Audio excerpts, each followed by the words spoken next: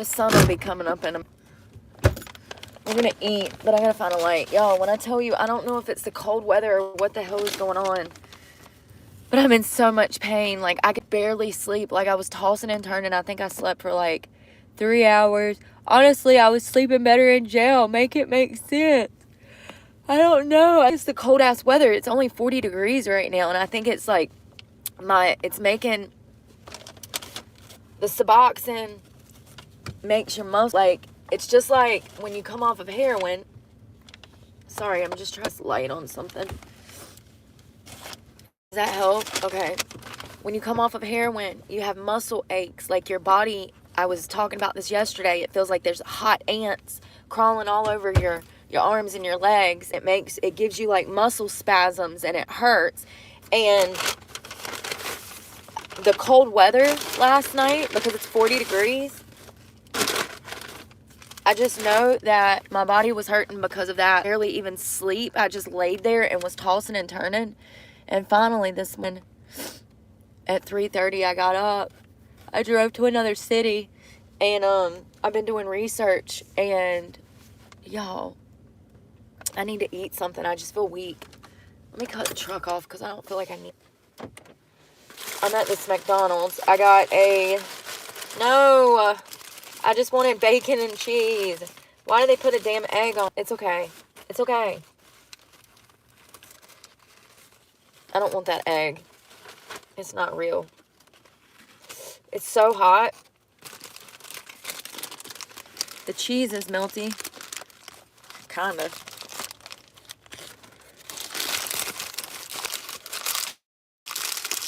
Oh, my shoulder. Like, my shoulders hurt. It feels like I have arthritis in my damn body. It hasn't been this bad. I think it's from the weather because it's 40 degrees outside. I thought it was just like October. So we have so much to talk about. Oh, God. Y'all. So last night when I was in bed and I couldn't sleep, of course, typical me,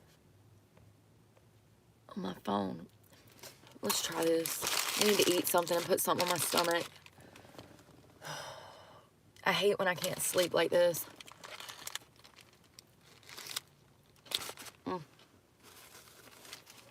It's just bacon and cheese.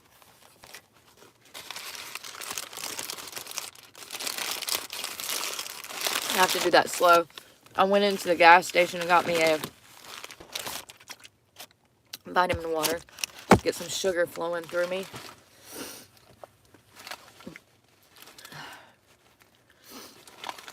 Where's ketchup? I need ketchup.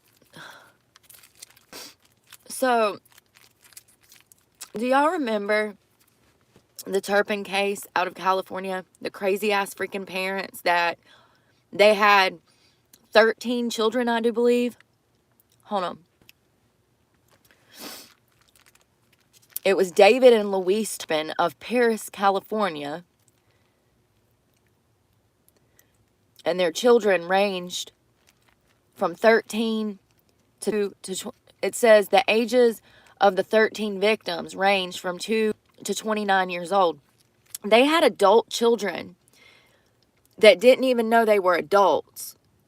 They had been holding these 9-year-old children hostage since 18, and these children didn't even know that they had the legal right to just up and leave.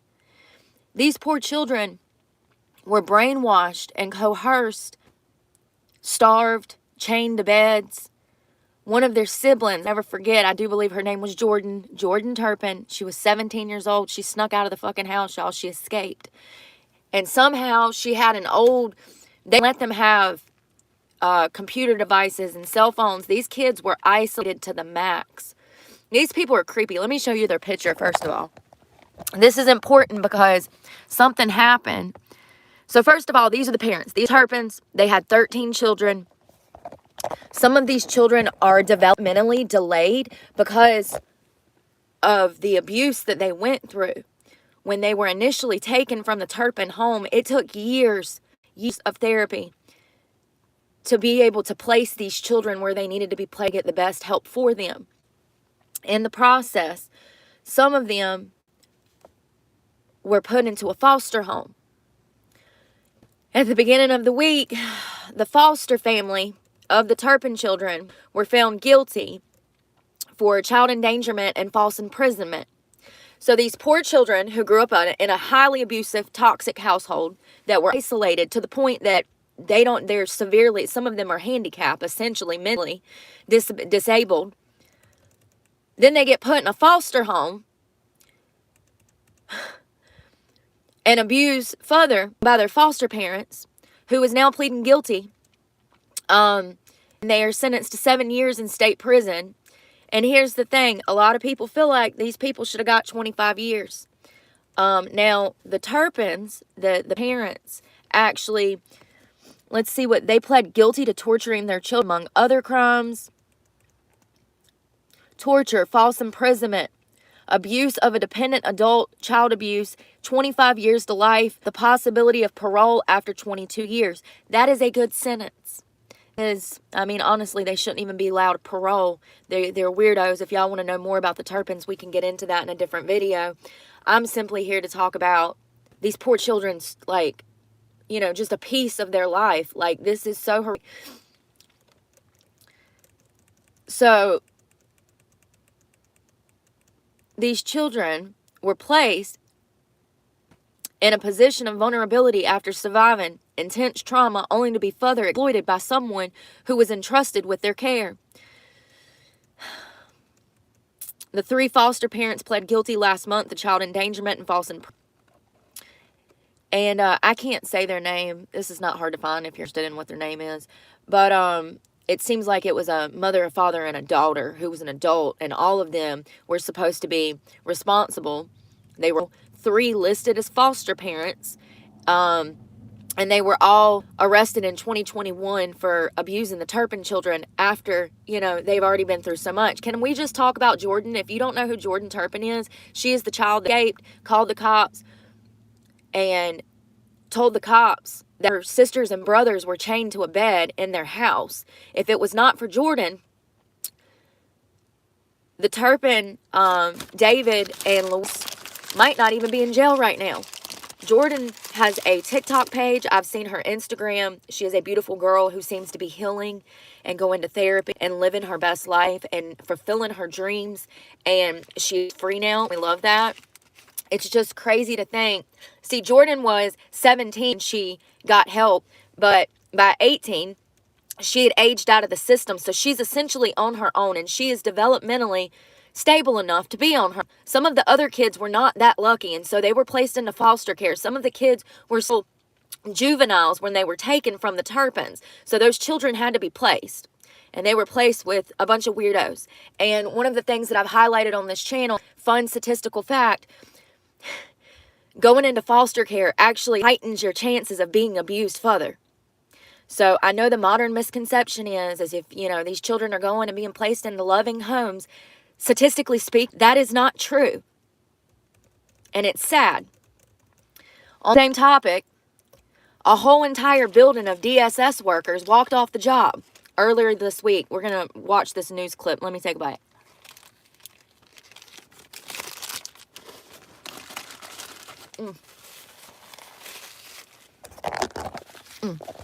It's so good. This guy's eyebrows was irking me earlier. They're too perfect. Had walked off the job. This morning, News 19 received several calls from tipsters claiming to be employees of DSS who said they had walked off the job and were gathering in the department's parking lot. Sources say the walkout stems from poor working conditions, made worse after 2 juveniles who were in the care of DSS got into an argument and vandalized several offices in the building. When workers arrived this morning, they were met with broken glass and other messes. That's when workers decided they'd had enough and walked out. Things became so tense this afternoon that State DSS Director Mike Leach visited the Richland County office to try to make peace with the employees who had walked off the job. Leach had been speaking to employees on the front steps of the building, but after our cameras showed up, the meeting was moved inside.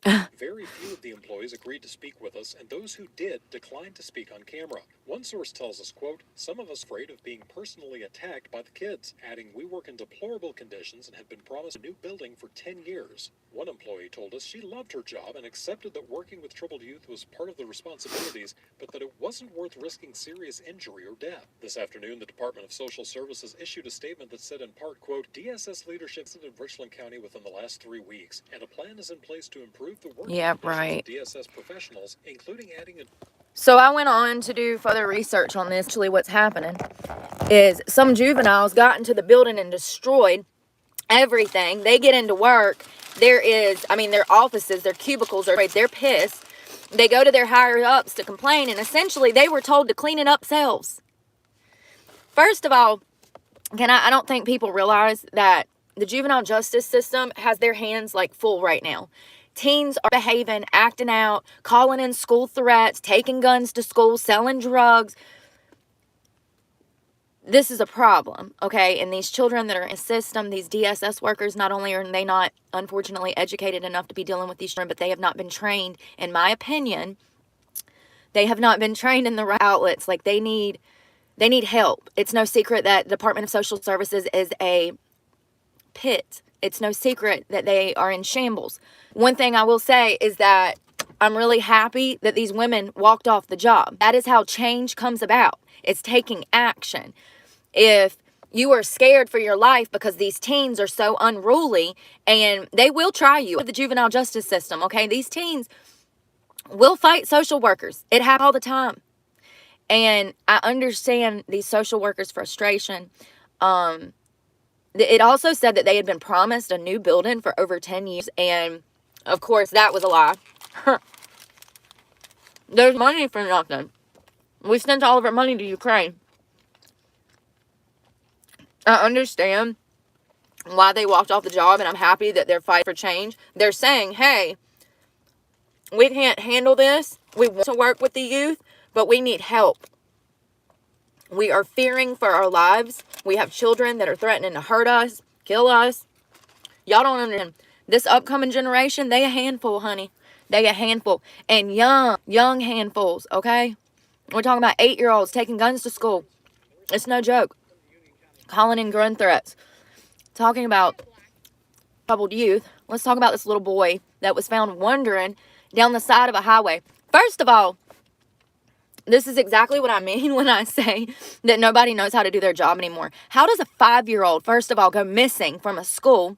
How does that 5-year-old then wander down a road, a busy highway, and walk for miles before anybody stops to pick the boy up? Do y'all know how small a 5-year-old is? They're tiny. It's like, what? Kneecaps, thigh? Like, they come up to your thigh. They're tiny, okay? This little boy was found wandering down the road.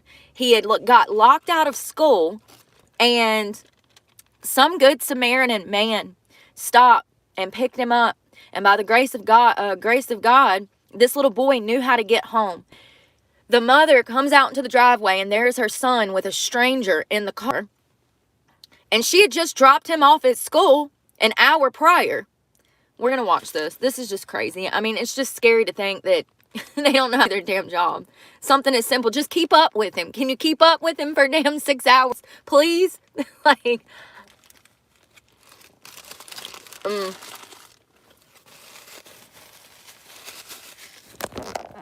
This thing is so good. It's McGriddle.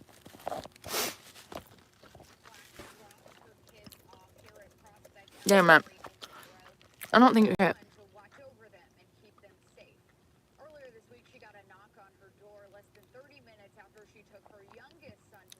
30 minutes.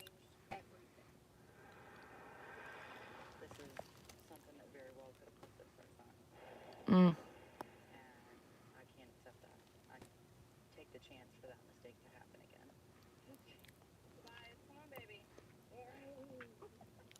So I know you can't hear it. So her son Tobias is 5 years old. She dropped him off at school, and 30 minutes later, she got a knock on the door. It was a stranger who had found her son wandering down a busy 2-lane highway where it is 60 miles an hour. Y'all, I mean, you send your kid to school to get an education, and then something like this happens. DSS workers to educators, our systems are failing. All of them. On all accounts, they're all failing. There was girls in jail that couldn't read. Like, I knew that that was kind of like a big thing in certain places, but I don't know. I mean, I don't think I've ever met too many people that didn't read, even have an interest in reading. Like, I'm a book girl, so, and I'm not the reader, but I don't know. I just feel like people are getting, because they're not reading. It's imperative that we keep books alive. This is so good. I needed food. That's why I was, like, not feeling good. When I tell you I rolled around in the bed for, like, till, like, 12:30. Y'all know I go to bed early. I go to bed at, like, 8 o'clock, okay? I like to get up early, get my day going, check my email. I laid there, and I think I slept for maybe 2 or 3 hours. I woke up at 3:30. If I went to bed at 12:30 and then woke up at 3:30, yeah. I got in the truck. Well, I was already in the truck, but you know what I mean? Cranked it up, got going. My whole body was hurting so bad. I hadn't really had, so I took my, last time I had Suboxone was last Sunday night. So it's been almost a week. Tomorrow night will be exactly a week that I've been without Suboxone. Honestly, I thought the first 2 or 3 days were bad. But to be honest, the past 2 or 3 days have been the worst. So it progressively got worse from like last Sunday to Wednesday, and then Wednesday, Thursday, and yeah, I don't even know how to explain it. It's gotten bad the past 2 or 3 days. What is today? Sunday. So I would say Friday, Saturday have been the worst. And like, maybe I just need to eat. Now that I'm eating, I'm starting to feel better and my body doesn't ache as bad. When it was cold in here and my stomach was empty, my whole body was aching. And matter of fact, my shoulders, my back, it's like, it feels like a dull, sharp pain in your joints, your legs, arms, they get stiff. It hurts so bad. It's like an aching. You ever had like the rain coming or a cold storm coming and you can actually feel weather in your joints? Imagine that in your whole freaking body. That's what it feels like coming off of Suboxone. I mean, you know, I honestly thought that it was going to be worse. I honestly thought that I was going to be in the bed for a week throwing up and having to go to the hospital to get a freaking IV in my arm. So the fact that I'm even eating food and being able to sleep an hour or two here and there is better than nothing, baby, because some people, when they're off this mess, they don't get this luxury to be able to eat. You gotta make sure that you're eating and drinking something. I'm sweating right now, but I'm cold. It's like the cold sweats. A matter of fact, the band of these pants are like, oh, the heat. I'm just glad that I did it. I'm going to drive that medicine in my storage shed because I just don't even want it on me. I don't even want it on me. I'll try to give it to like my clinic or something. Maybe they can use it. I don't know. I just, it's so much medication and it is a good medication. I just want to relinquish it to my doctor. If she doesn't want it, then I'm just going to have to dispose of it somehow. Probably burn it or something. I don't freaking know. There's so much of it. What do? I can't flush all that shit. I just don't want it on me. And I'm right here by my storage shed, so.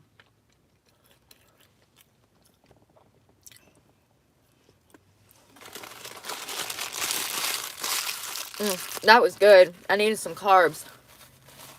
Get my sugar up. Y'all, we gotta talk. I saw this thing last night. I almost forgot. First of all, Western North Carolina. Let me go find this video. Apparently, back in the day, all right, there was a flood. It was called the Golden Pond Flood of Kentucky. Hold on to that thought. This has to do with Western Carolinas. Hold on, Pond, Kentucky. There's a book, history. Yeah, history. Let's see if I can find it. Here it is. All right. Now this girl, this has got,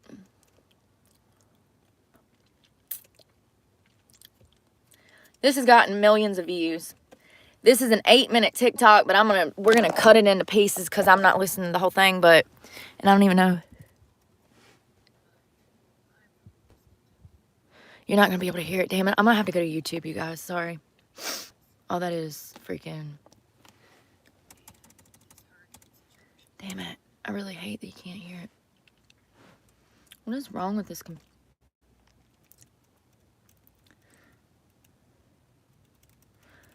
So this girl says,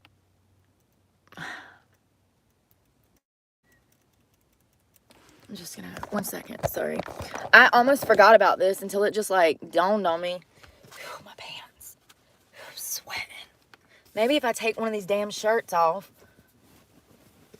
I guess it's the light and the food hitting me, you know. Let me be careful. God knows. Oh, my shoulder. It still ain't got better. I had a doctor's appointment, but I missed it because God knows I've been dealing with shit. I've been in jail. I've been in jail, bird. Listen, let me find this. So apparently there was a flood, and it's called Golden Pond, Kentucky. Golden. And they released these dams and they flooded a city, supposedly, you guys. And it was to make the people of the town leave. Now, this is a true story. There's a book on it called Golden Pond. See if I can find the book. I'll show you it. There's a woman that claims that she is of the native people of this land, and that the story as old as time has been told. Life and Death of Golden Pond, Kentucky.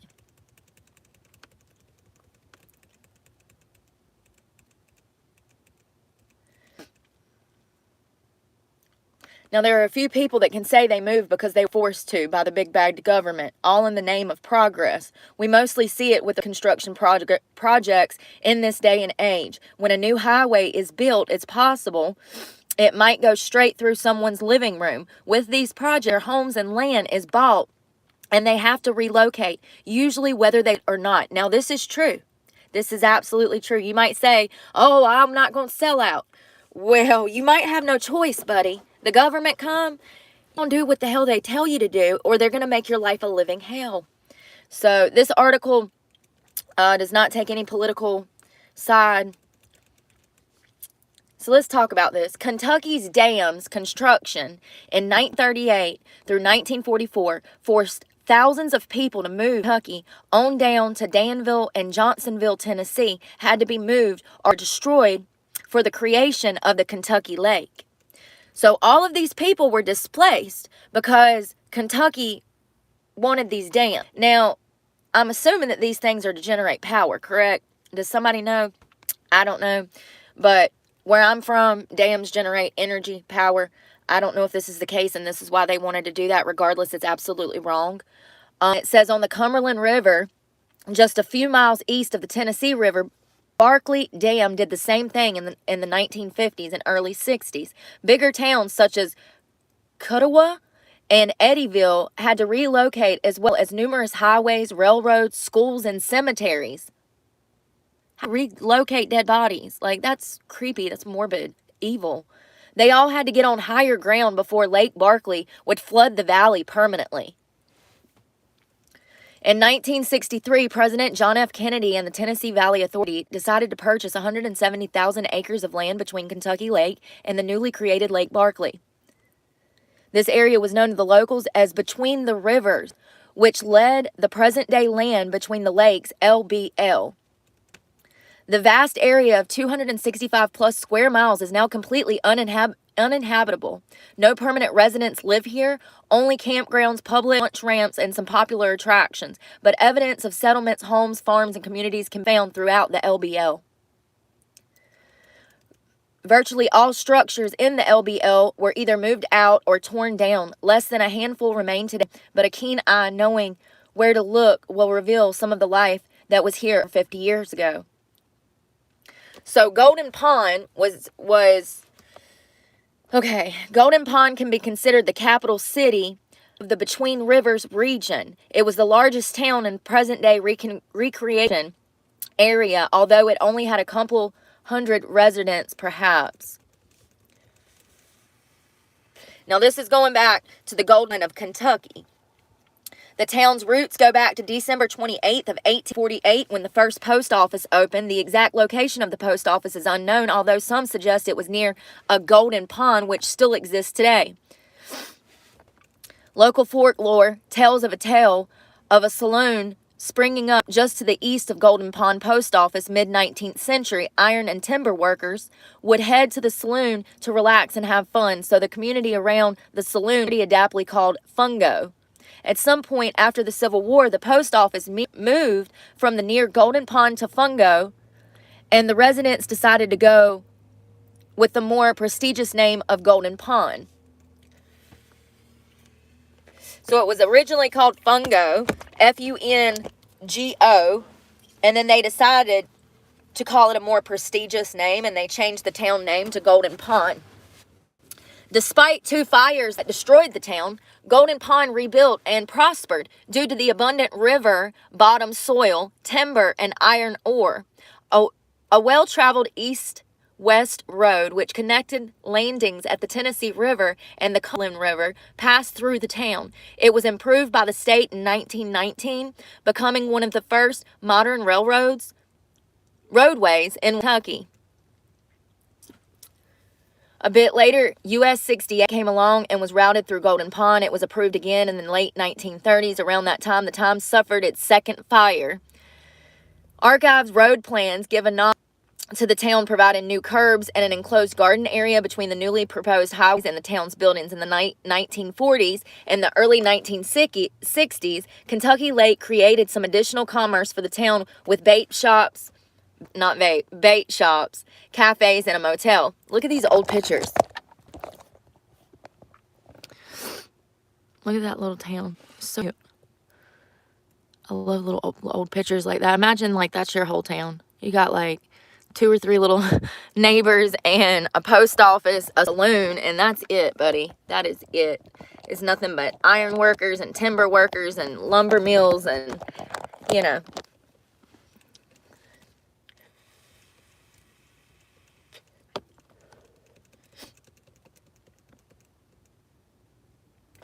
The area was fairly poor. However, during Prohibition era of the 1920s to 1930s, some people resorted to making moonshine to make ends meet. The secluded area of the region made for a great location to do illegal activities such as making moonshine. Stills were abundant in the area, and some made high-quality moonshine. Golden Pond became famous or infamous, depending on how you look at it, for its production of illegal alcohol. In fact, legendary Chicago gangster Al Capone loved the moonshine that was coming from Golden Pond. He ordered this regular basis, and his buyers would fly it in and out of nearby airstrip at Fenton, about 4 miles west of Golden Pond. The final days of Golden Pond. This is a little industrial town, iron workers. They're sifting through the bottom of the river for stuff. They're down, timber. They're making timber. Little town. So it says, with the authorization of land between the lakes in 1963, the future of Golden Pond looked bleak. One proposal was to create a national recreation area that would encompass present-day LBL except for the US 68 corridor, effectively sparing Golden Pond and creating a potential tourist town. However, the decision was made to take all the land, and by 1964, things in Golden Pond and the former between the rivers area started to shut down. The post office, which had been in service for 120 years, closed for good in 1968. The last residents moved out of the area in 1970. Some of the former residents of Golden Pond settled along KY 94 in northeastern California County, about 10 miles from the old town. The community became known as Little Golden Pond and is marked by green highway signs along the road.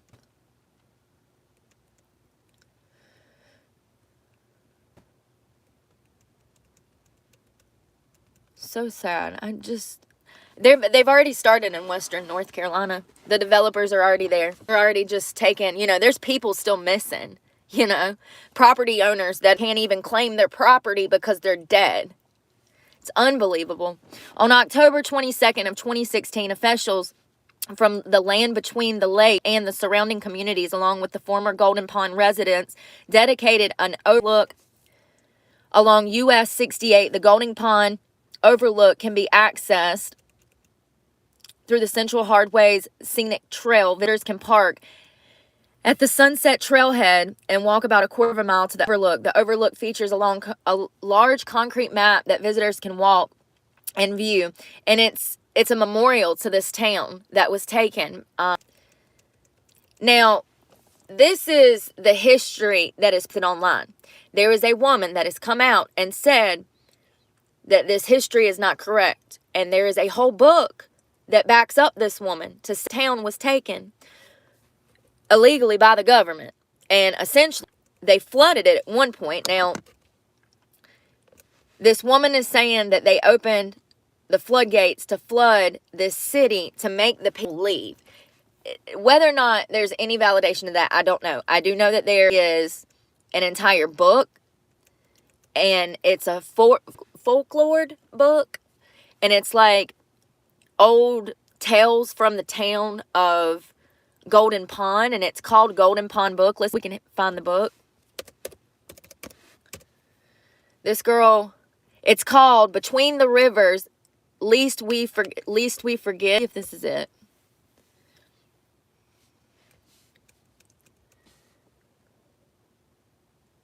I don't know if that's it. This girl, let me just show you the TikTok. I don't know if I can hear it though. That's what I'm pissed about. Why is my freaking phone, my computer got all messed up? Let's see if we can hear it. Sorry, I almost dropped you.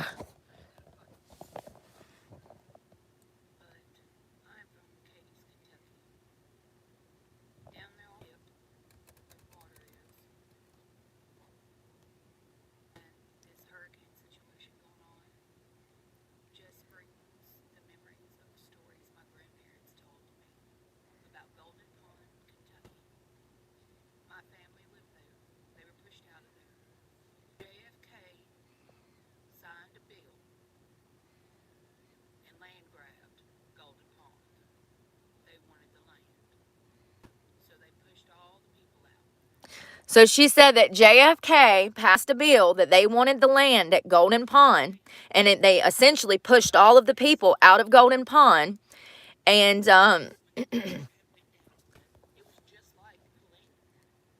so she says that there was a flood.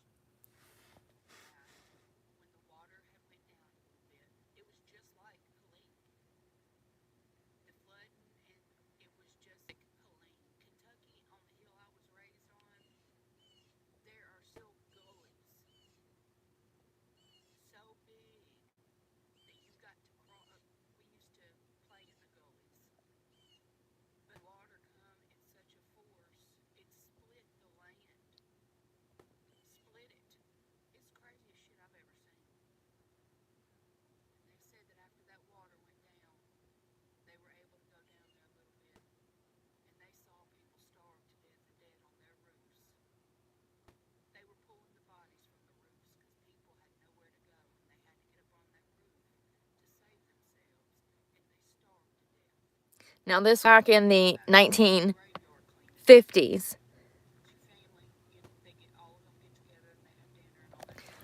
So she's saying that when they did this land grab, that there was actually a huge flood, and that and that her grandmother and grandfather told her these stories when she was a child, and this is no secret in the Kentucky area when it comes to what happened to Golden Pond. Now, the rumor is that they actually let out 3 different dams, and it flooded the city, and that people had crawled up on their roofs just like during Helene, and I'm literally getting chill bumps right now, and nobody come to save them, and they starved to death.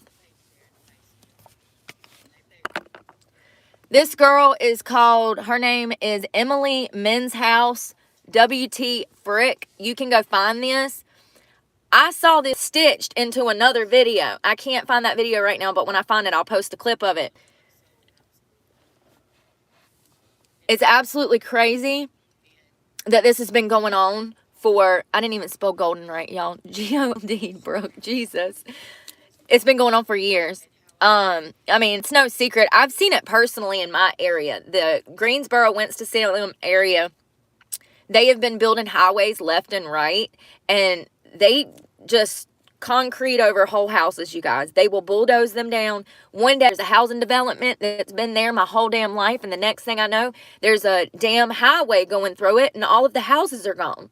They done bought them out. The state's done out and built a highway through there. And I understand that they have to develop land, but you know, a land grab after a natural disaster, though, that's heartless. That's evil. You don't do that.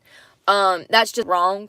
And this story is very mesmerizing to me because it has similarities to it of Helene and what they're going through there.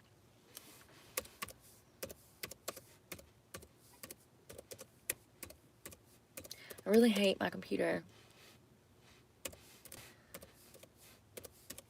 My sound's not working.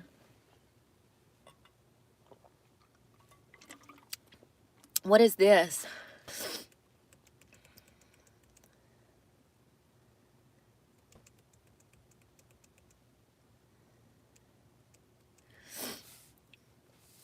Jesus Christ, you guys. Look at this. I don't think I've ever seen a picture like this. Who you gonna call? That's the damn hospital, bro. Who are you gonna call for help? That was Helene. Who you gonna call?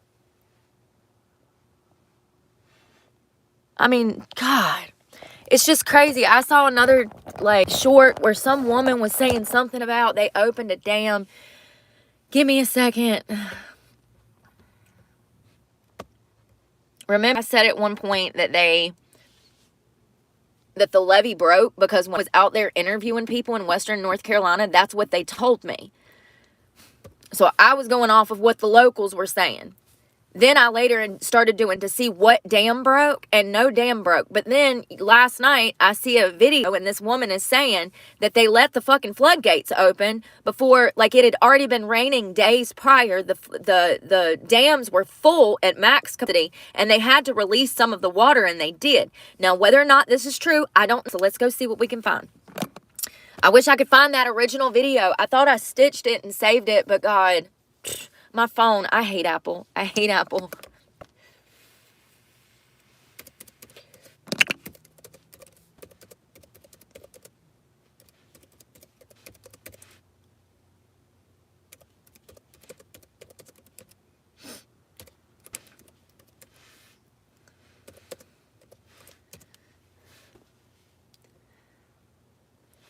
Yes, this fucking confirms it. I'm sorry, excuse my language.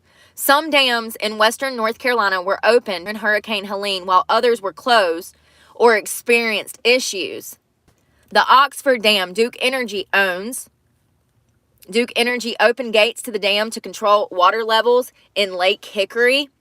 The bridge over the dam was closed during the storm, but reopened on October 1st. Lake Lure Dam. Now that Lake Lure, that whole area was completely destroyed, okay? It says the town-owned dam experienced overflowing and around it, which caused some damage to the abutments and the downstream area. The dam was deemed stable by engineers on September 29th, but the lake was operating at lower level until repairs could be made. Bee Tree Dam. Asheville city government reported the dam was functioning as it should and that the water was coming through the spillway. The Haywood County Sheriff's Office reported the dam at Lake Junaluska was functioning as designed and was being monitored.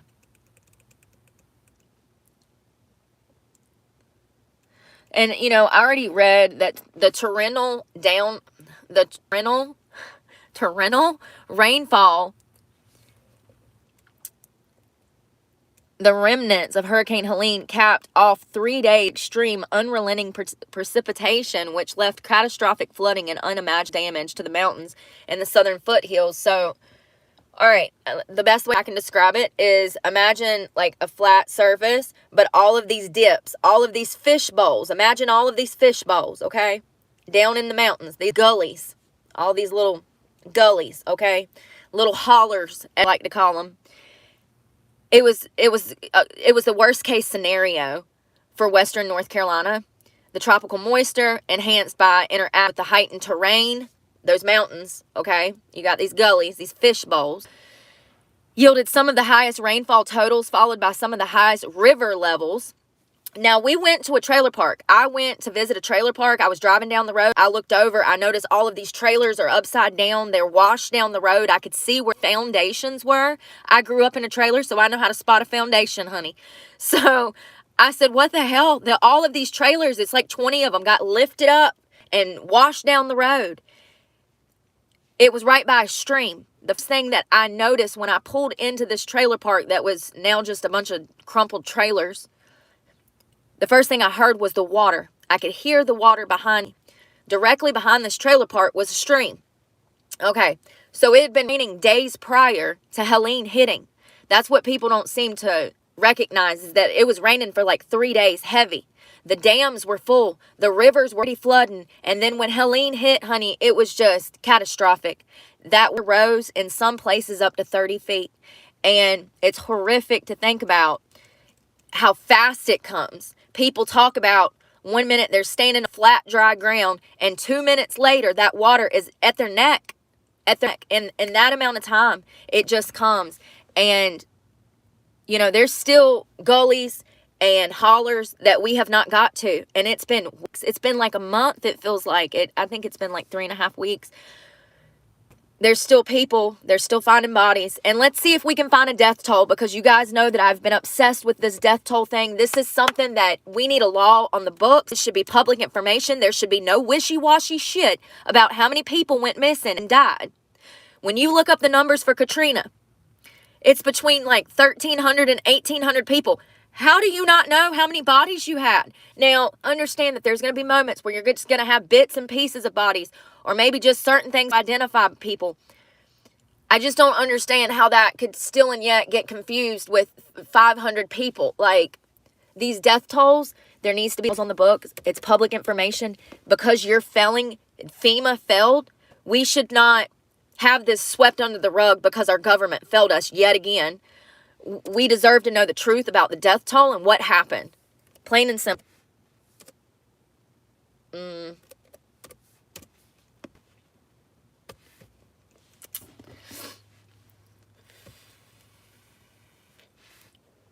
So I see 3 stories that just came yesterday. Oh my God, these pictures. I've been here. I've filmed here. This looks like Swannanoa, but it could be Black Mountain. Swannanoa, what did I tell you? I've been there. I saw that. There's actually a van that was like tipped up on its front. Like, y'all, it's wild. I mean, look at this. This is going to take years. Look, that's a tractor trailer overturned. Like, you need a whole crane for that type of thing, right? I don't even know how you get that out. Let's see if this has a death toll. So it says Buncombe County acknowledges substantial overcount. Oh, hell. Here we go with the lies. Here we go. No, what about an undercount, Big? I'm sorry, but from what the word is on the street is that we got an undercount. And now y'all saying we got an overcount? I mean, it's getting to the point I don't believe anything they print. I don't believe anything they print. So it says substantial overcount in earlier numbers as NC Chief Medical Examiner's Office completes official death count. Now, this was released on October 18th of this year. So it says North Carolina appears to be nearing a final death count for Tropical Storm Helene, which is welcome news after concerns that the state officials were undercounting or lagging in counting fatalities. An earlier high death count from Buncombe County, which is the county that I went to visit, had implied that the Office of the Chief Medical Examiner was dealing with a blockage of bodies after the storm, but a Carolina public press has learned that that is not the case. The earlier numbers from Buncombe County appear to have been significantly overcounted. How many people believe that? Raise your hand if you believe that bullshit. Representatives from the State Department of Health and Human Services told the CPP that each deceased is being tracked and cared for at the morgue in one of 2 locations, Asheville and the Office of Medical Examiner in Raleigh. But if it ain't that many bodies, why do you need 2 different offices, and why are you taking them all the way across? Do y'all know how far western North Carolina is from Raleigh? That's not a hop and a skip, babe. That's like a 5-hour drive, maybe. You ain't got no other office closer. Like, it don't, maybe there's something I don't know, but it don't make sense to me. And if it don't make sense, it's probably a damn lie. That's just what I'm saying. As of 3 descendants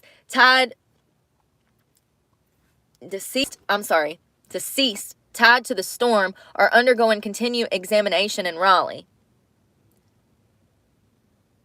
So they're just saying that 3 more bodies to process is what they're saying. As of 10 a.m. on Friday, they've confirmed 95 deaths related to Helene across 21 counties. The 3 bodies being examined in Raleigh have already been included in the total death count. Becoming Sheriff Quentin Miller said in a press conference on October 3rd that the county had 72 deaths and more than 200 people missing after the storm. However, the most recent DHHS data reported only 42 deaths, but how many are still missing? Y'all, it's been weeks. If you're still trapped, you're dead. Like, I'm literally, getting chill bumps. If you've been trapped this long, honey, without food and water, you're dead. So how many people have they still not found? And they're just doing this because it's the election year. Like, they're trying to say, oh, we've got this under control. We've got it all figured out. You have nothing to worry about. Like, it's bullcrap. I told you guys, I said they're going to freak up the death numbers. They always do. And then, here's the thing. 10 years from now, though, you'll go and look up these numbers and it'll say, between 130 to 250. We don't know. Mark my word. Remember I said it. When they're saying that the death toll, what did he say? 90, 72, 72. 72 is what they're saying. 72. But watch, in 10 years, it's going to show up just like Katrina numbers. There'll be a gap there, like 200 or 300 damn people. It's crazy. So it says 95. That's 95 in 21 counties. We'll see what that number looks like in 10 years. Jesus Christ. It's 32 of the reported deaths were due to drowning, followed by landslides with 20 deaths. What a way to damn go. Drown in mud. Damn landslide take you out. I mean, that's horrific. I just don't believe these numbers, you guys. I'm going to let you take a gander at this. We've kind of looked at this before. I can see where they've changed some of the numbers. These are the counties that were affected, and I just don't believe it, and I never will. I think that they don't want you to know how it was. I think that they'll immediately come in and do what they're doing, which is buying land, grabbing land. There is a lithium that, they've been fighting to open up this mine that has lithium, and we've been over that on this channel.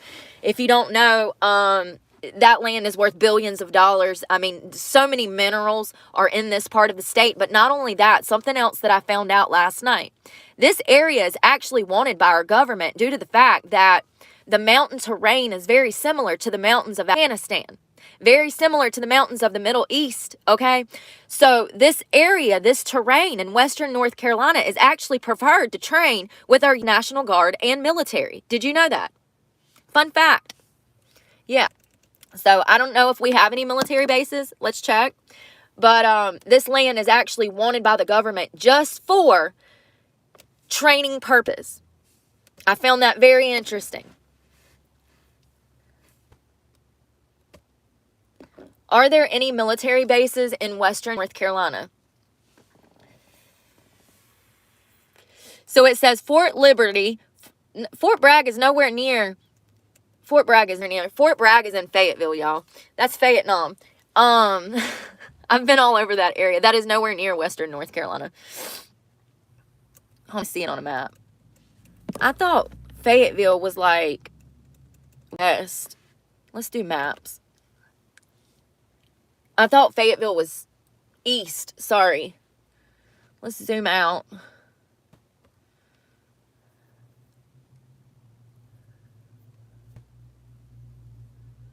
So I see the U.S. Army Reserve. Where's that?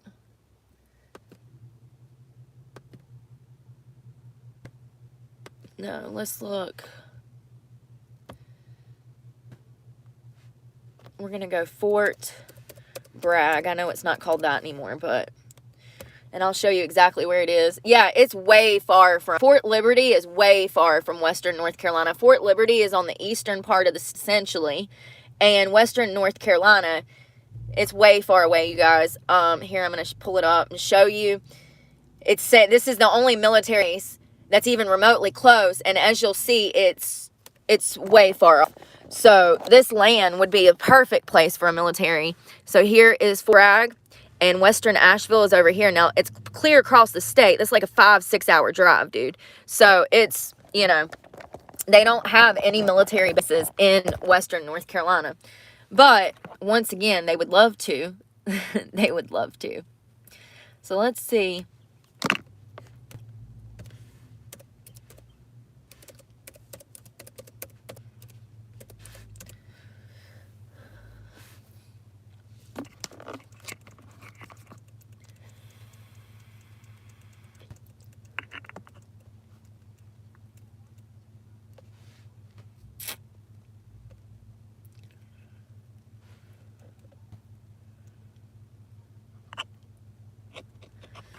Oh, I've been sitting here too long. Ouch. Spin around. Got sweating so bad. It's 40 degrees outside. Whew, I'm sweating, ho.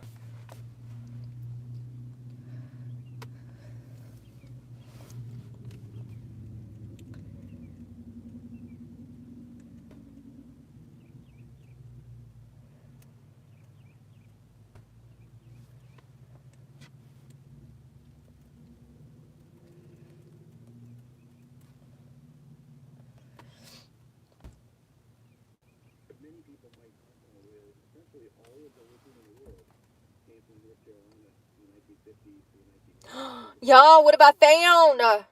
So this guy, it's called Channel Check, looking for the next apple. Is this the next orchard? It says Piedmont Lithium, exploring for lithium in North Carolina. He starts off by saying, during the 1950s and through the 1980s, Western North Carolina was the #1 lithium deposit in the world until the 80s. So from 1950 until 1980, for 30 years, Western North Carolina was the world's top lithium provider. Okay, let's see if you can hear this.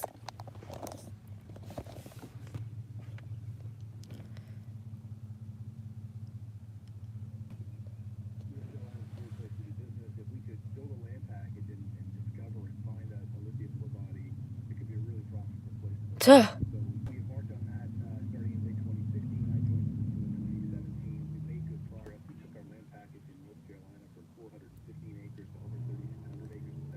Oh, God. And along the way, as we were doing drilling and building up a big mineral resource, developing engineering plans and publishing studies, technical studies, the feedback we got from potential customers was, it looks like a great project.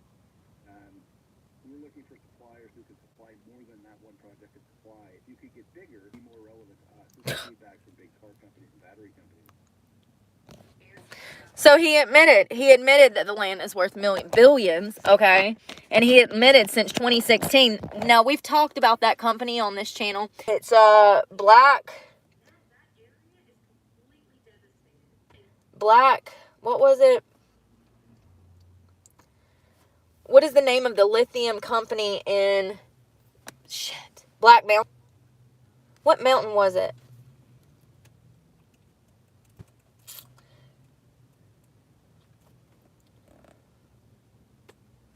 Where's the largest lithium deposit in Western North Carolina? We talked about it and I can't find it. It's Kings Mountain, and it's off of 85, about 35 miles west of Charlotte. But remember, Charlotte was hit too. And NC Lithium mine to reopen with $90 million Pentagon order to help increase U.S. production. So our government is actually backing this company and wanting this company to continue to dig, or however they mine, for lithium. But they're wanting to do it for batteries, for the car industry, because they're trying to go green. And it says a $90 million agreement to purchase lithium from Albemarle, based in Charlotte, will increase domestic production of lithium for the nation's battery supply chain, the Pentagon said in a news release. The agreement under the Defense Production Act will help reopen the Kings Mountain lithium mine, which will support the manufacturing of about 1.2 electric vehicles annually.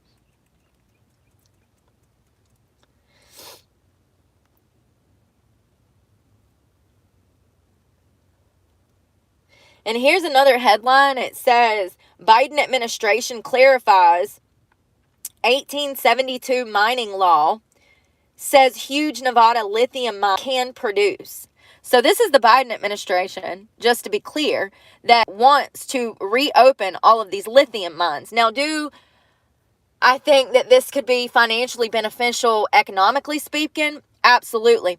But there's ways to go about that, and the way that these people are going about it is not the right. These people are coming in, they're doing land grabs, they're coming in, they're reaching over people's heads, and people are not educated enough to know who they're dealing with. These large corporations have lawyers, and they walk all over the little man, and it's messed up. And they give these people what their land is worth, more than likely. Now, there are some people that get really good deals. It just, I guess, depends on, what you're able to work out. I know that holding out is the best thing to do when they want your land, holding out and refusing to sell and budge. But also they can come in and say, hey, this government property, we're taking this fucking land, and since you didn't want to sell it, we're just going to take it, and good luck. They can do whatever they want. It's the government. When you have the government giving you $90 million to back something like this, you can best believe you're the little man, and they're not going to give a shit about you, Susie, okay? You're going to be homeless. It's messed up.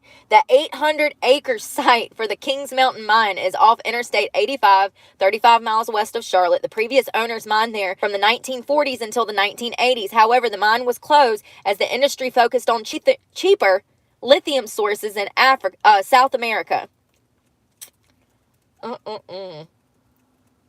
Albemarle has been operating a lithium research and processing facility in the Kings Mountain community since 2012. Look at this. It just doesn't even look natural. Look at how weird this looks. That beautiful mountain terrain, and then you got this big industrial complex out there. Like, it's just disgusting. It makes me sick.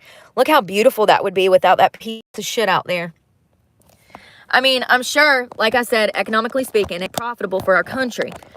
But there's a right way and wrong way to do things. And these type of people, they're dumping shit in the rivers. They're damn polluting people, y'all. Think about DuPont. Think about Monsanto. This company is no different. They're evil corporations. They're evil. They're all the same. It's unfortunate, but it's true. It says, the planned Kings Mountain mine contains one of the few known hard rock lithium deposits in the U.S., and it's actually the second largest one in the entire world. Sitting on little man. Who would have thunk it? In a recent Biden administration move, the Department of Energy said last week it was investing $150 million to promote domestic production of critical minerals needed for the transition to cleaner energy. I called it. 3 weeks and see what I said. I called it. That's wild. Now they're approving all of these different lithium plants to reopen. Okay, Nevada, North Carolina. It's nunky dink. I mean, these storms absolutely added a whole layer of complication to the mix. I mean, for real. It's just baffling to me how the storm was so bad, but it was. I mean, it was horrific, and I don't think that we'll ever see anything that bad. I hope not in that area again. It's sickening to think that there's still people missing. How many people are still missing in Western North Carolina?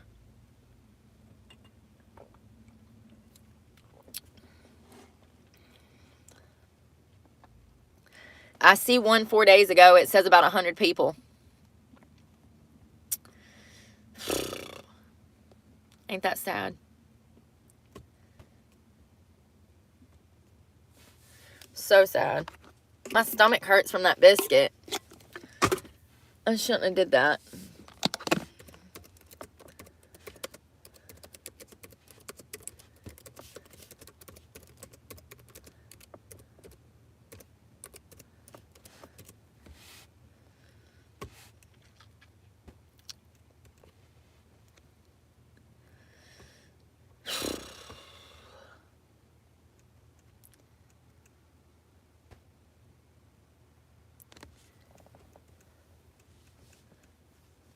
So I was actually looking up to see how long, like, the withdrawals from Suboxone last. And do you know that there's not even an answer? Ain't that crazy? Like, that's like this. I don't understand how we don't have this information. This is why I started a channel, because finding little bits of information, just like a simple answer, like approximately how many days and like what I need to do to take care of myself, that should all be public information to come off of this medication. It says naloxone kind to work by blocking opioid receptors in the brain when Suboxone is altered, and it's used to keep opioid agonistics like buprenorphine from activating the receptors to create a desired high. Activating the naloxone portion of Suboxone can also precipitate difficult opioid withdrawal symptoms.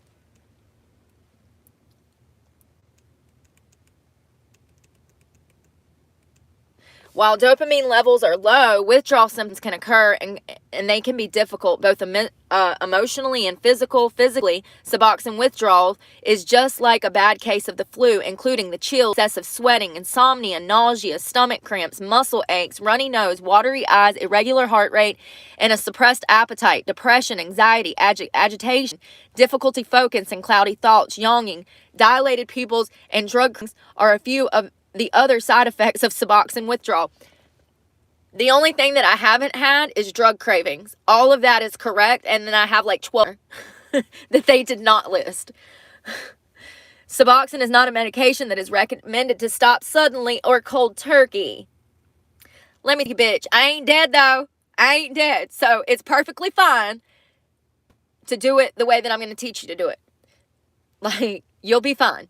It's not going to kill you to come off this medication if you don't have any pre-existing health conditions. Now, if you're damn 95 and your doctor says that if you stop taking it, you might have a heart attack or a cardiac arrest. I mean, I don't know what could happen, but I'm just telling you what worked for me. I'm a medical professional, so don't do what I do unless you think that it will work for you. And don't try to sue me because I told you that it worked for me.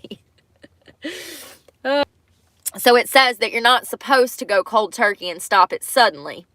It says because of the potential severity of the withdrawal symptoms, and said the drug is often weaned off slowly. Here's the problem though. I told you guys that I got down to 2 milligrams. I couldn't get no lower. I've been on 2 milligrams for like a year. I would try to go to 1 milligram. Let me just, do y'all want to see the bottle? I can show you what I'm talking about because it's kind of complex. So there are these little strips, and each strip is 8 milligrams. That strip, you can actually fold into pieces and break pieces off. So you can fold it into 8 sections, and that'll be 8 different milligrams, 8 1 milligram strips. I tried to get to 1 milligram, but my body would be sick. I would start having withdrawals, and I couldn't get through my day. It felt like I was weaning off of heroin, because it's the same thing. That's what your body is going through when you come off the Suboxone. You're essentially coming off of heroin. But I would have to take 2 milligrams just to feel okay. So the fact that, and you know crazy is the night that I took that last Suboxone, I think I took a whole damn strip, y'all. I remember being in the back of the police car, and I was like, whoa, that medicine was so strong in my mouth, I could barely even hit my vape. The cop let me keep my vape. But I remember the taste of Suboxone was so strong. I was like, damn, how big of a piece was that? Because I couldn't see when I put it in my mouth. I thought my thing was off. So anyways, freaking, the cops didn't say anything about me to meds. Like, they know I'm prescribed it. That's how I know they watch me, because they're all up in my business. Like, how would you know that I'm on that medicine? And here's the thing. I'm going to tell you right now, if they didn't know, they would have busted out to get those drugs out of my fucking hands. They knew exactly that. They knew that I was prescribed that medication, or else they would have charged me with something, searched my car on the spot, because I took drugs in front of them. I opened up the package of Suboxone. I looked right in their fucking eyes, that shit under my tongue. I went live, and then I stepped out of the car. Like, you're not taking me to jail. Like, on my stomach. Oh, I'm having a sharp pain. I'm sorry.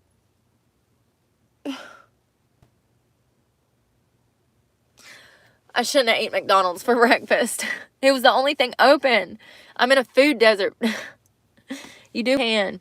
So, oh God.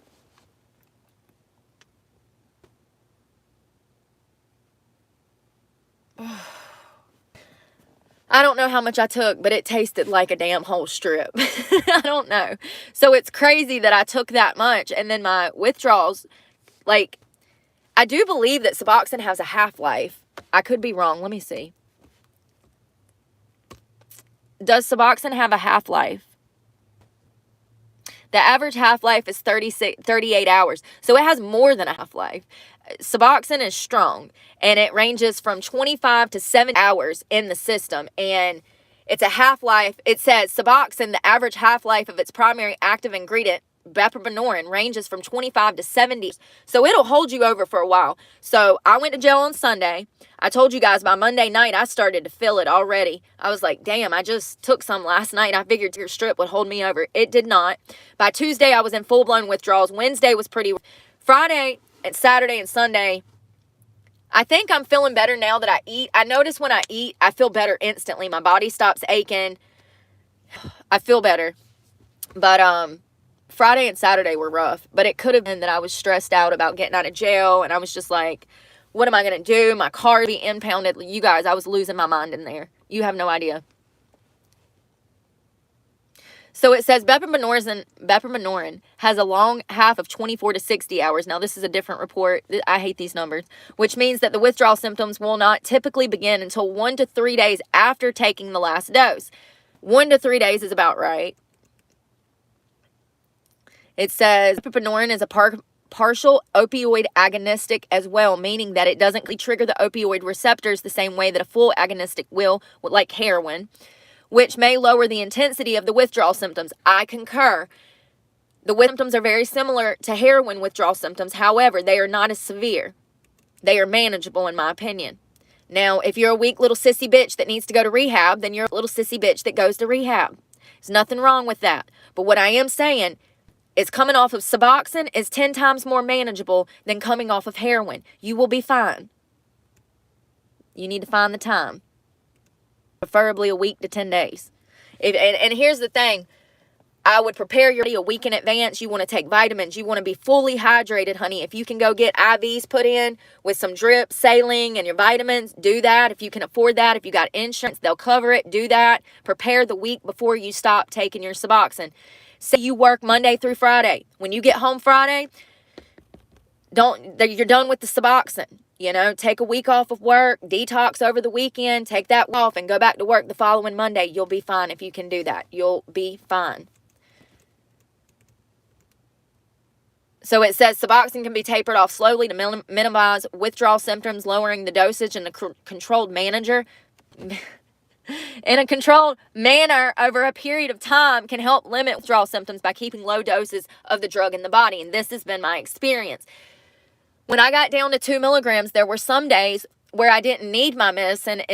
Some days I take my medicine on camera with you guys. I was not shy about it. I was very open about it. I want people to know that this drug can help. But at the same time, I'm having mixed feelings about it now that I'm off of it. Now that I don't feel depressed, now that I feel more focused, I don't know if you can I can fucking read better. Where did that come from? I can't read worth a shit, and all of a sudden I can kind of read. So I just feel like I'm more alert and more myself. I feel like the medication was dimming my shine, if that makes any sense at all. So I'm glad to be off of it. And honestly, I feel like crap. But I'm going to keep through because I'm almost at a week now. Tomorrow, officially it'll be a week without the medication. And every day that you get through is going to be like 50% better than the next day. So it's going to be fine because I didn't sleep much last night. I'm going to feel kind of crappy today. It's just going to be one of those days. Thank God it's Sunday. I can be a bum. My laundry is done. Grocery shopping is done. It's fine. So I don't agree with this. Now, this is from Desert Hope Treatment Center. You guys, I just feel like I need to open a rehab or something because these people just don't know anymore. And I'm just being honest. It takes one to know one. Let me just read you this. A general taper drops the dosage of Suboxone down by a tolerable percentage each day until the medication is completely weaned off. No, absolutely not. You're not going to go from 8 milligrams to 7 milligrams to 6 milligrams to 5 milligrams to 4 milligrams day by day. That is the worst advice in my professional opinion. That is the worst advice. No. A proper taper would be 1 week you take an 8, 2 weeks later, you take 7. 2-3 weeks later, you take 6. 2-3 weeks later, you take 5. 2-3 weeks later, you take, 4. That's a proper dosing down. You want weeks and or months in between your dosing down a milligram. Doing it day by day is going to do nothing with the half-life being as strong as it is. You're doing nothing but building up a tolerance in your fucking system if you're going to dose down that, if you're going to wean down that quick. In my opinion, that is not a proper taper. The way that I did it was I went from an 8 milligram for about 6 months, and maybe 3 months I took 8 milligrams, and then I got down to 7 milligrams, and then before I knew it, I was doing like half a strip, which is 4 milligrams, and then a year later I was doing a fourth of a strip. Do you see what I'm saying? I've been on Suboxone for 4 years, and it took me 4 years to get down to 2 milligrams. Now, I think that I could have done that in probably 2 years, but I had docs in my ears telling me that I wasn't ready to come off the medication because they're making money, okay, $500 a month. So I was paying out of pocket, and I was listening to these medical providers. And the truth is the longer that you're on the medication, in my opinion, the longer you're on the medication, the compounding side effects from the drug could be enough from the depression and the psychological stuff that you get from the medication. I told you guys it made me depressed. That could be enough to make you relapse. So is this a good medication or is it not? I don't know. Now, you know that 6 months ago I said, I love this medication. I'm glad this medication got me clean. But the fact is, I don't know if I needed it. Maybe I should have just stuck it another 2 weeks coming off of heroin and I would have been fine. Hold on one second. What is the depression rate with Suboxone? Now, it is known to cause, now this is from the National Library of Medicine, it is known to cause major depressive depression. Major depression. And also, let me just read you some of this.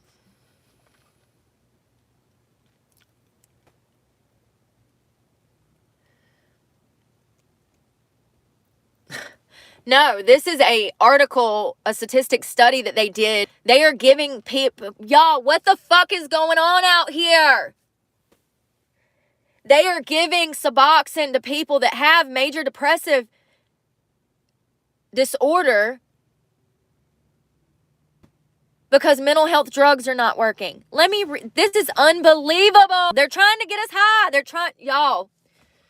Although several oh my God, I can't even, I'm literally so upset right now.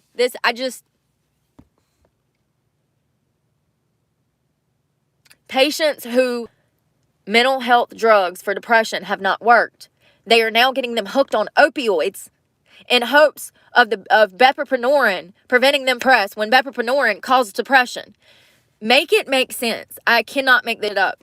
Research findings were revealed that the opioid system is significantly involved in the regulation of mood and incentives and may be an appropriate target for novel therapeutic agents. The present study aimed to systematically review the current literature about the use of buprenorphine for major depression, treatment-resistant depression, TRD, non-suicidal injury, NSI behavior, and suicidal behavior.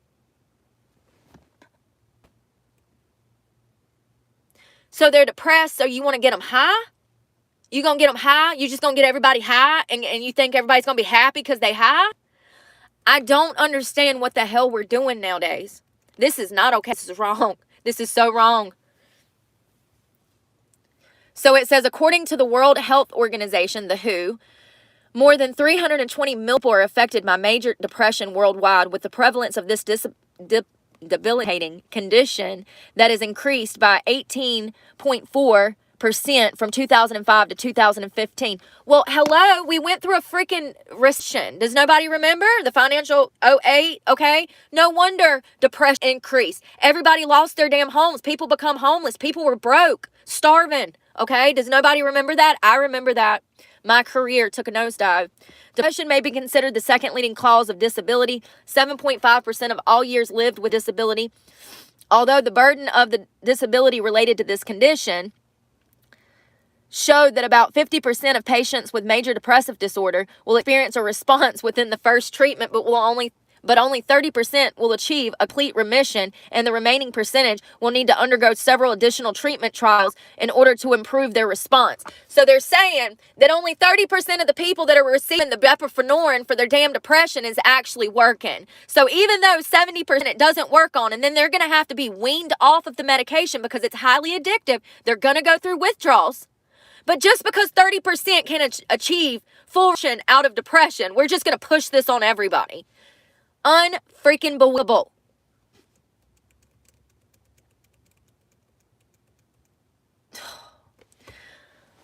Ugh, makes me so angry. Makes me so angry.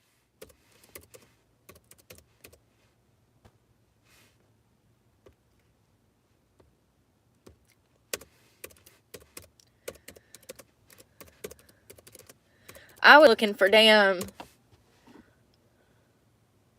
So get this shit. Remember I told you that my bunkie in jail told me that I did 5 years in a maximum security women's prison when I was 18, 19 years old. It's called Raleigh's Women Correctional Facility. I found out the other day the facility has a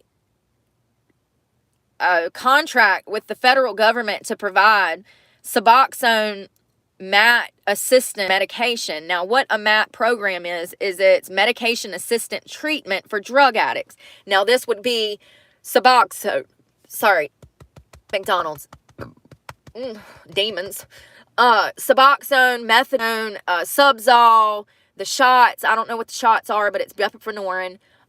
This would be, it's like 10 different medications that are covered under the medication assistant treatment.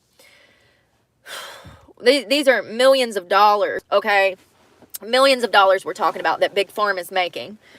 So it says the program, and it says, yes, the North Carolina Correctional Institute for Women, NICW, in Raleigh, offers a medication assistant treatment program for people with opioid use disorders. But here's what the girl told me. She said that they come in, they get clean, but before they leave, give them a small dose of Suboxone, and they get them hooked up with a provider on the outside to receive Suboxone. So these people are clean, and then they're put on this maintenance program to ensure that once they get out, they do not relapse. This is fucked up.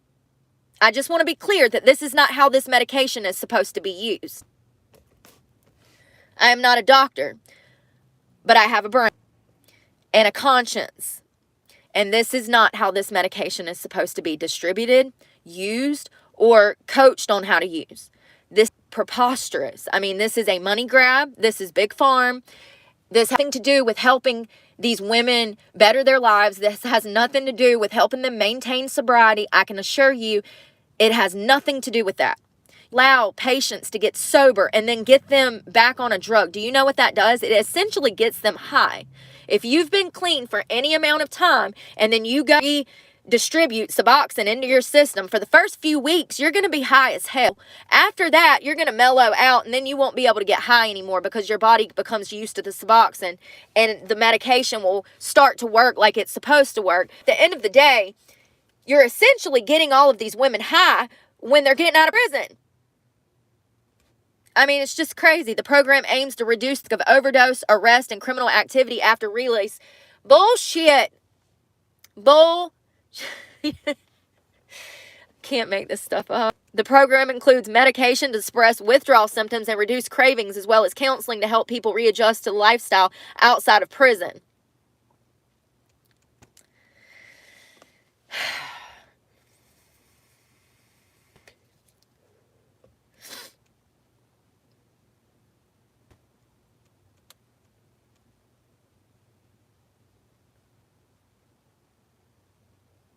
Oh, wow. What is this? It says MAT legal requirement in jails and prisons because refusing to provide it violates the 8th Amendment and the ADA. Let's see this. This was written. So there was a provision in June of last year through the California Correctional Health Care.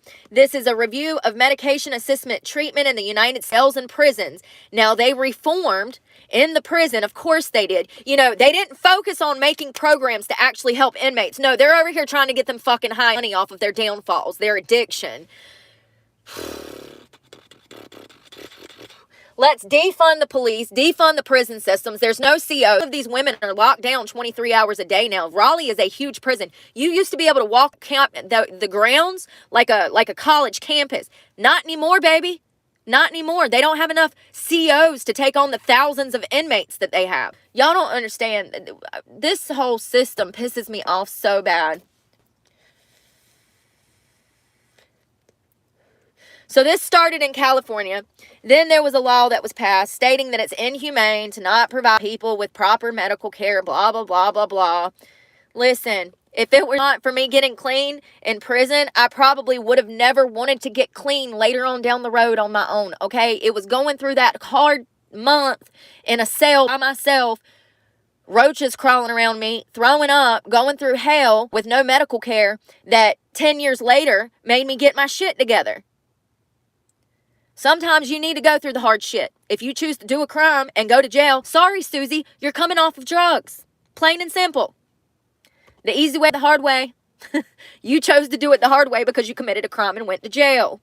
You see what I'm saying? I don't believe in this. I believe that this is a money grab. It is not, in my opinion, to help these inmates. I can't wait to see the statistical numbers on this in 10, 20 years. See how many people died from the MAT program through the prison systems. Oh, it makes me so mad. You're giving these people a shot in hell to succeed when you're damn being their drug dealer.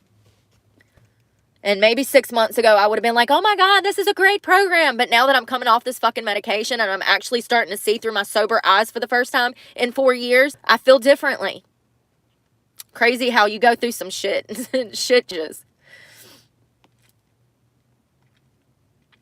So it says a medical detox program can help to manage withdrawal symptoms related to stopping Suboxone use. Typically, medical detox programs last 5 to 7 days on average and involve around-the-clock medical monitoring and a controlled environment. You don't want that, bitch. You want to be home. You want to be home with the luxuries and comforts of warm water and a bathtub and a razor. You can't get that in no rehab, bitch. You're going to be wearing scrubs and feeling like shit. And do this at home. Now, if you're going to come off of heroin, absolutely, I would recommend going to a treatment facility. If you've never been, you try it. If you go and you don't like it, then try to get clean at home. I'm going to have more videos coming on this, how to do this, what you need to drink, what you need to buy, what you need to be putting in your body the week before you detox, coming off of heroin, what you need to be putting in your body the week before you come off of Suboxone. I will break all of this down eventually. I meant to do this when I first started my channel, but, you know, we've kind of been through a lot. So, when have I had time exactly? I would recommend to do this at home, the Suboxone. It is not, in my opinion, medically necessary unless you have pre-existing health conditions. Once again, to have to go, you know, to a hospital. This is manageable. If I can do it, hell, bitch, you can do it in the luxury of your fancy home, okay? You'll be fine. Take you a week off of work. And like I said, if you get the weekends off, then time that shit right. You know, if you're going to take 5 days off of work, get off on a Friday, start your detox that evening, make it 2 days, take 5 days off. You'll have an additional weekend and then go back the following Monday. How many days does that give you? That gives you like 9 days. You'll be fine. You'll be fine. I'm out here making content on day 6, so you'll be fine. So it says, I was looking for statistics on depression from Suboxone.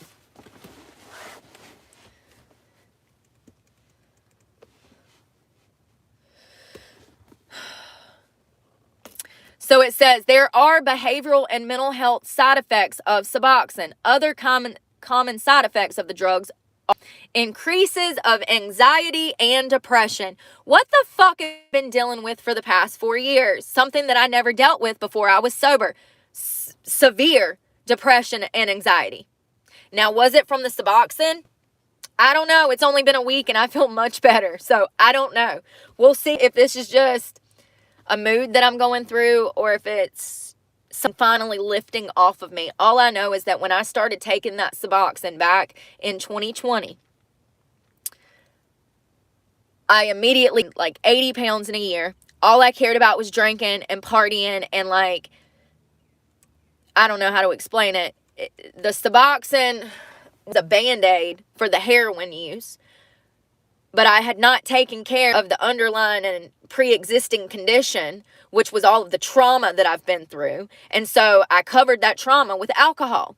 Not good. Not good. And I just feel like at that time I needed my doctors, and my doctors were not there for me when I would express things that I was going through. They would tell me that it was just a phase, to keep taking my medication, that it was just a phase.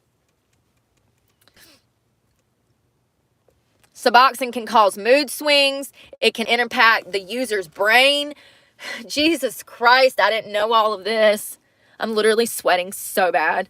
Like, I feel so gross already. It felt so good to take a shower. So it says,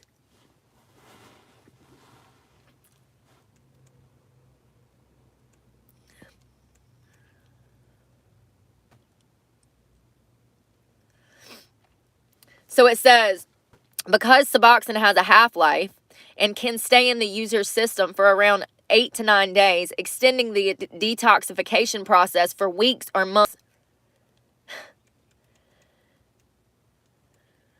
The mental side effects of Suboxone is distress, impaired memory, lethargy, agitation, anxiety, cravings, fear.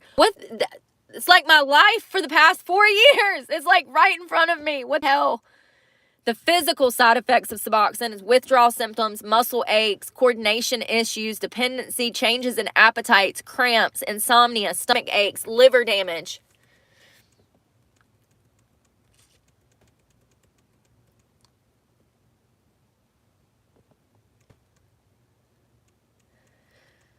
Difficulty focusing, vomiting, diarrhea, fatigue, cravings, difficulty sleeping, anxiety, chills, sweating, aches. It's not worth it, you guys. It's not worth it. If you're going off of heroin, just cold turkey it, man. Just bite the bullet and cold turkey it. This medication, I know that it has a high success rate and it helped me get clean. I'm not trying to discourage anybody, but I'm just saying that if you can do it the cold turkey way, do that. Because I do feel like it's impacted my life being on this medication. The negative side effects of Suboxone.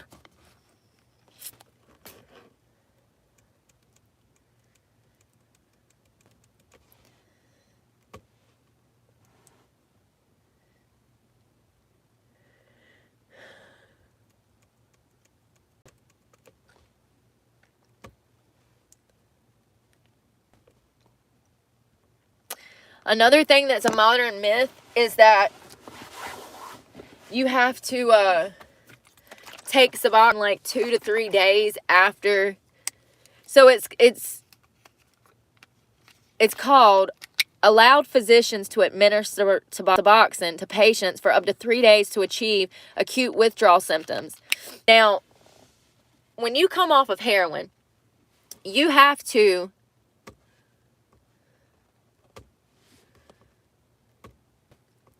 give yourself, they say, 2 or 3 days before you can start taking your Suboxone, right? But what they don't tell you is that if you take it too soon, it's going to send you into precipitated withdrawals and you're going to hate your life and you're going to wish that you were dead. It's 10 times worse than heroin withdrawal. It feels like it's 10 times worse. It's like precipitated withdrawals is heroin withdrawals on steroids. Okay, so these doctors don't even know how to tell you to properly take this medication when they prescribe it to you. Let me tell you what they did to me. So I remember I went to rehab and they wrote me a small script of Suboxone. Rehab didn't work out, but I had the Suboxone. So I decided a few weeks later to finally bite the bullet and get clean at home. So I did that. And I had the Suboxone. Well, the doctor had told me that I could take this Suboxone 2 days after I did heroin. So I did, and it made me sick as hell. The truth is if you're a long-time heroin user, you might have to wait up to a week to be able to take this Suboxone. If you take the Suboxone before the heroin is off of your receptors, you are going to run the risk in sending yourself into precipitated withdrawals.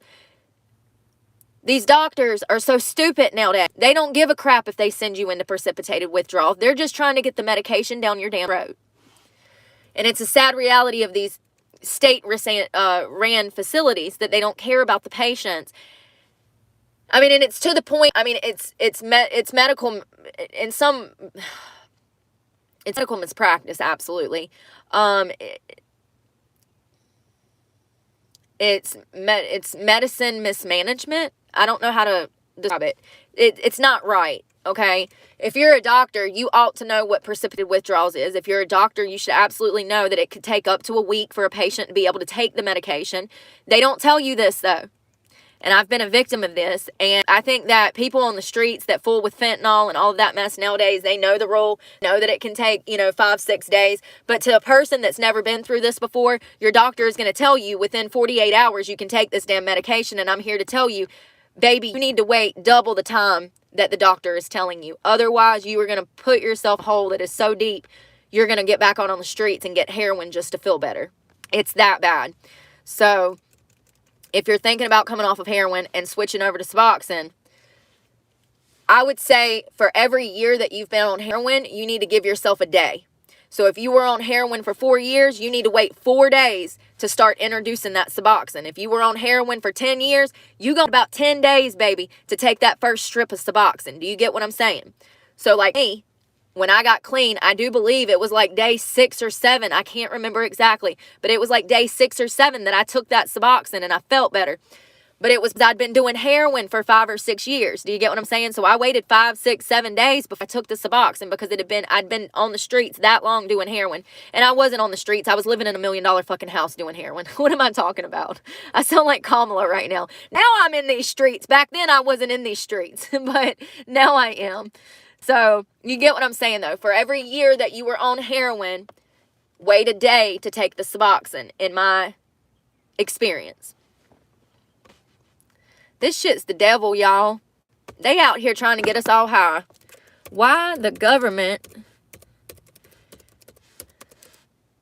Hold on, I wonder how much they approved. Hold on. The federal government had to approve money. Did the federal government approve money for the MAT program? MAT. Where are they getting the money to fucking get all these people high? Jesus Christ! $47.8 million grant funding. They trying to just get us all high. High. They're all high. I mean, I do think that we need to do something about this opioid epidemic, but I do not think Big Pharma is our ticket out. I think that that's going to dig the hole deeper. The Department of Human Services, though its Substance Abuse and Mental Health Service Administration, is announcing awards in 5 grant programs devoted to combating multiple facets of substance misuse and the national overdose epidemic. The grant awards a total up to $47.8 million.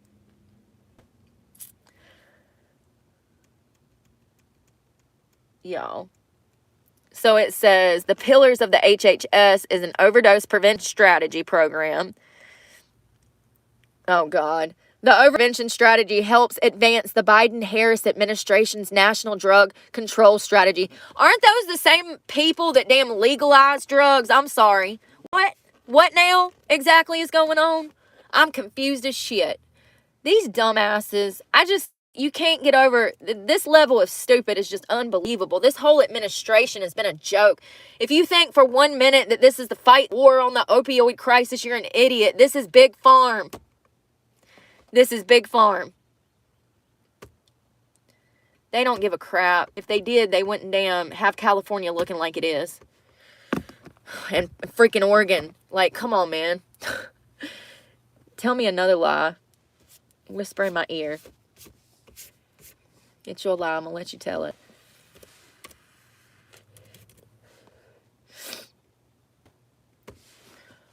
What What is the success rate for the MAT program? So it says the medication-assisted treatment, MAT, has shown success rates from 40 to 60%. Now, this is why I said that I was in support of the medication. It did help me get clean, and now I'm coming off of it, and I'm glad. But, you guys, the problem that I have is that they're introducing it in a manner to essentially keep people hooked on it.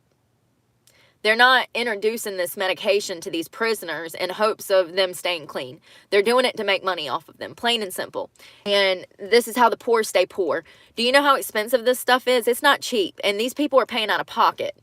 So I just don't know if I believe in all of this. I think that it's crazy. I think it's crazy. I think that we need therapy. I think that we need programs to teach women how to love themselves and appreciate themselves and deal with their trauma and heal. And you have to start at the root of the cause. This is a Band-Aid. This is a Band-Aid. And you're teaching these girls. These are young girls, you guys. These are young girls out there. These are, the women of all ages, 18 to 99, And a lot of them are young girls, under 30, first-time offenders, back and forth out of the prisons multiple times throughout their lifetime. And you're teaching these girls that prescription drugs are good. Like, it's okay to do drugs, but just do this drug. Heroin's bad. You need to be on this. And I mean, even though I didn't get high on Suboxone, I can see now that I've been off of it for a week, how it was holding me back. So I wasn't high on it, but the side effects from the drug were definitely impacting life. I see that now. I even feel different physically. I feel like shit, and I'm sweaty as hell. But, like, I already mentally and physically and spiritually feel so much better. And I just don't think that it's okay to teach young people or any people to take medicine. It's just not okay. These drugs are not okay. They're not okay.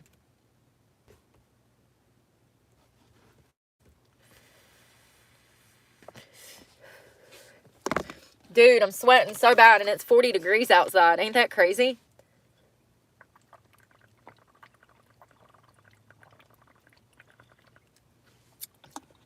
I'm probably going to run down here and use the bathroom, put some clothes on, and figure out what I'm going to do today. I've been in the car out setting most of the morning. I woke up at 3:30 and sleep, and so I said, well, let me ride to town.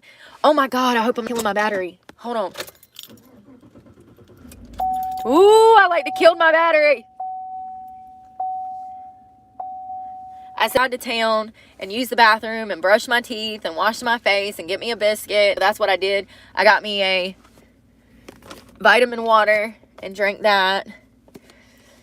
I do feel like, I don't know, my legs and my arms, like my muscles had not been aching and like last night, and all of a sudden my joints and everything started hurting. Like I hadn't had, what do they call that? There's got to be a word for it. Oh, what is it called when you're coming off of heroin and your arm legs hurt? Is it restless leg syndrome?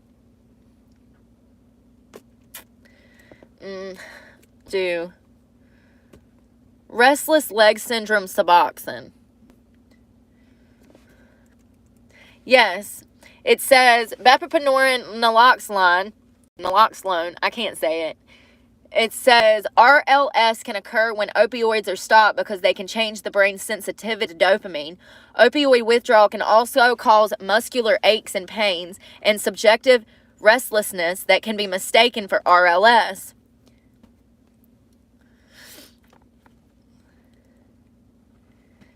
Whew.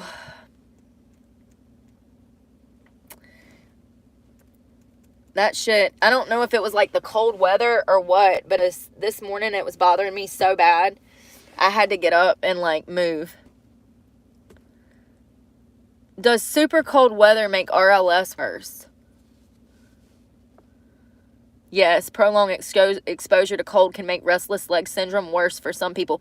When I tell you that my whole body, it was my shoulders. And it says RLS is a neurological disorder that can help, that can cause sleep fragmentation and daytime sleeplessness. Y'all, it's literally, it's a iron deficiency, magnesium deficiency. It can come from caffeine, stress, fatigue. Here's the thing. If you take high levels of iron, magnesium, and calcium before you detox, you won't have RLS. Because I was in jail, I couldn't take the medications that I needed to prepare for this, so I had to cold turkey do it. But there is minerals that you can take to prevent yourself from going through these withdrawal symptoms, and I've done it before. When I was on Suboxone and got off of heroin last time, 4 years ago, before I started the Suboxone, I came off heroin. I took calcium and magnesium for like a month before I came off the heroin to ensure that I was not going to have the RLS. And like work, it worked. So that's what I'm saying. When I tell you I know what works, I know what works because it's been trial and error. I've probably gotten clean somewhere between a half a dozen and a dozen times. I can't even remember. But the only time that it stuck when I prepared my body and my mind weeks in advance and force fed myself and went and got IV drips. I know that it sounds expensive. It will probably spent $2,000 in a month getting clean. There's ways to do it if you have the money and the luxury to kind of bring some comfort and ease to the situation. Hell, I mean, just having the luxury of being able to take maybe some marijuana gummies at night to help you relax and sleep, or Tylenol PM, and I would stay with, that's another thing. Remember last night I told you guys I took melatonin? Stay away from this shit. This shit makes, I fucked up. This is why I didn't sleep. I've been sleeping fine until I took this shit. It made it worse. My RLS. My whole body was I mean, it just ached like hell this morning. 40 degrees right now. I said, never again. I ain't taking that shit unless I need it. I mean, honestly, when I was in jail, I don't know how, but I was staying up day. And then at night, I would be tired.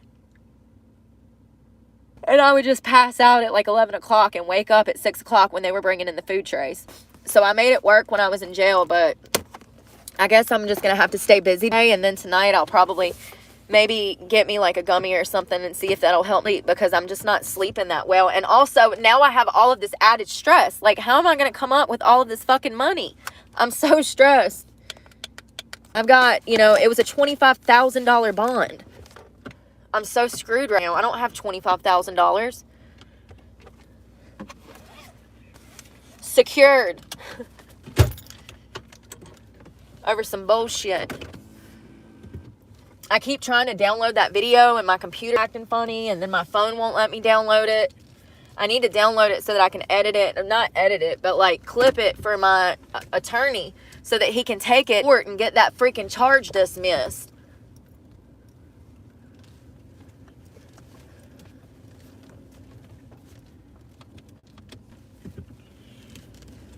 Unbelievable.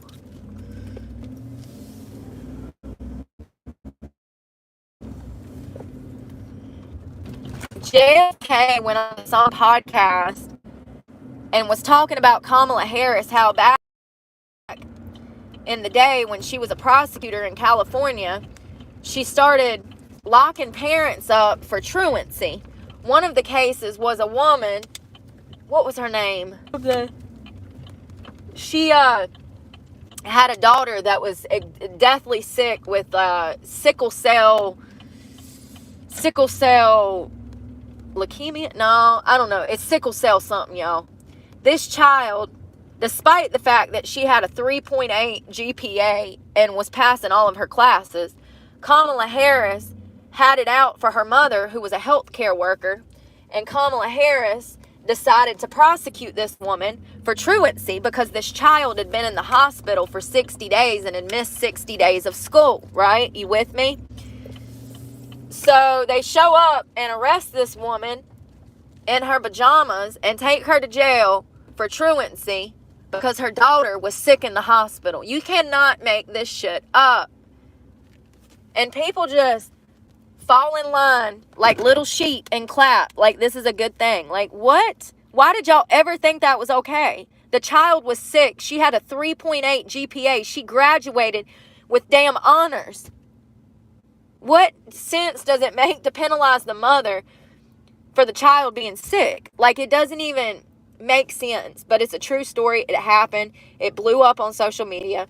Kamala Harris, was responsible for throwing all kinds of people in jail, and some of which were over like bullshit marijuana charges. So I'm so sick of this election already. I just want it to be over with. It seems like he's going to win, and I'm just so glad that I told you guys, I said either people are going to be all in and they're going to vote for him, or either people are going to be all in for her. And I was right. They're all in for him. And I'm so grateful. I saw one poll, it had like 60-something%, and she only had like 37%. I was like, Jesus, thank God people are waking up. People are waking up. So excited to get him back in office, because everything right now that we have in front of us is just a joke. It's just so sad what this nation has become. And it's only getting worse. Well, I'm about to go in here and use the bathroom and wait for the sun to come up and go put my makeup on. I might go to the park today and try to skate or something, try to get outside. I don't know what the weather is supposed to be like in total, but we'll see. We'll see. I hope you guys have a great day, though. I'm definitely going to get me like something to eat before I go to the park if I do. Y'all stay safe out there, and we will talk soon. Y'all be safe. Bye, y'all. Pray for me. God knows I need it, and I'm praying for you guys.